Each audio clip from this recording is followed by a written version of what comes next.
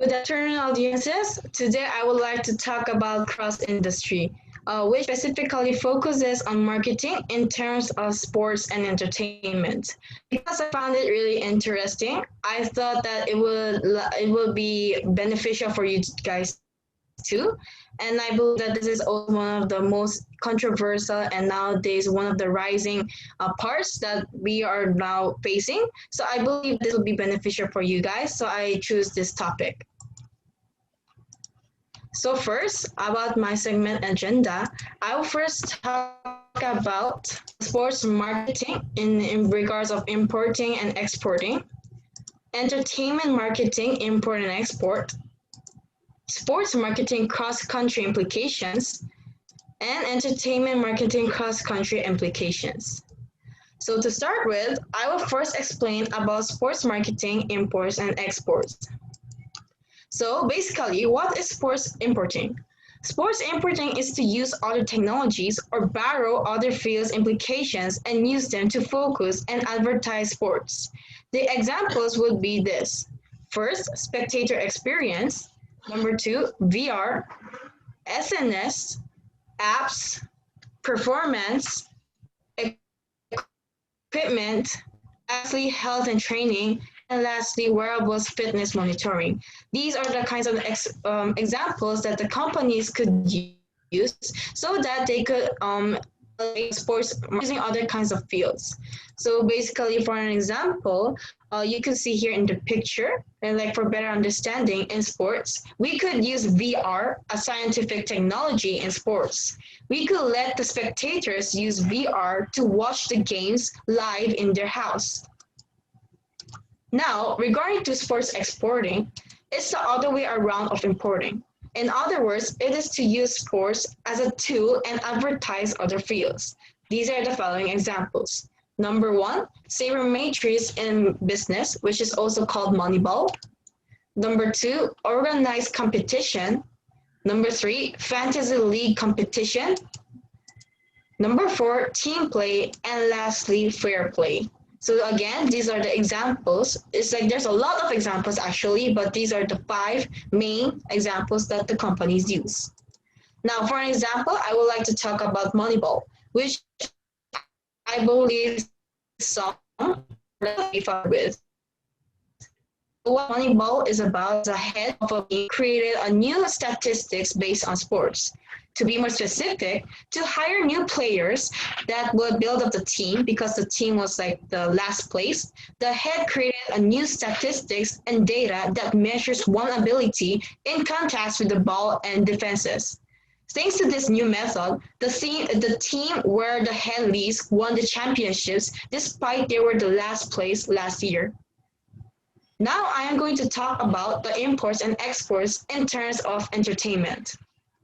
So basically, entertainment importing is just the same with sports importing. It's just changing the subject here. It's changing the sports to entertainment. So it is to use other fields techniques to level up the entertaining. These are the methods that a company may use. Number one, increase experience, 3D, VR, AR, OTT, SNS, AV and technology in cars, content delivery quality or speed, content delivery ubiquity, content transmedia, content curation with big data, customer journey enhancement, and lastly, global expansion. So here in the picture 2, I'm going to explain how this is going to be implemented in the real life. Actually, I believe that most of you would have this experience too. One may use VR in games, which could be also found in Korea or in USA, maybe rarely in Philippines too. This is to use VR technology entertainment by doing games in like real life.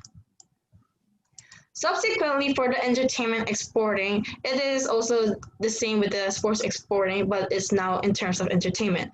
It is to elevate to a field's advertising via entertainment. And these are the list of examples: sourcing adaptation of content, narrative creation, films, bundling content across media, franchise continuity and building, Second Life market, show business for trading, upgrade amusement and hospitals, game technology. So here, I would like to give an example, which I guess all of you will also be familiar with. So first, I believe all of you would know these three movies: Captain America 1, Iron Man 1, and Thor 1. However, later, as about like 2 years pass, these three main characters and the storyline continues in this movie, Avengers 1. Then, after Avengers 1 was been shown, it's been split again to Iron Man 3 and Captain America 3. The storylines continues that time. And later again, there's a new movie again, which is Avengers 2. And later, with the new character Ant-Man, they also created a new movie, which is Captain America, the last one, the Civil War, which all of the Marvel characters are now in the same movie. So what I would like to emphasize here is that when one person watch only one movie here, he won't really understand the plot. To understand, he has to watch all of this movie because it's all in a chain-to-chain reaction. Therefore, Marvel is targeting the fans to look all of the movies without even one of them, so that they could expand their popularity and they can also expand their profits. Next, I would like to talk about sports marketing and cross-country implications. So here, you can see a chart here. So it's just basically the same, but we just add here one more element, whether the target is in a globalized one or the localized emphasis. So basically, for an example, I will give you one example of sports exporting and importing and localized ones. Will be the youth team of Korean sports teams. This is expected to establish a youth team because fans of youth players could maintain even when the young players play in the adult leagues. It is like a continuity of the fan league. And also another example of sports importing, but this time in globalized one, will be hiring foreign players. Just like the player here, who is Jose Fernandez in Dusan, who is playing for Dusan, and also here Felipe, who is also playing for OK Bank in the V League, which is the volleyball league in Korea. They are actually foreign players, but thanks to them, also foreigners who are like example Cubans and even Europeans are now being interested in Korean leagues. And this time, in sports exporting and localized ones, a company could be fund or establish a sports club, just like Dusan funding Dusan Bears and Lotte establishing Giants, so that many Koreans would cheer for them and raise the popularity of the company's products.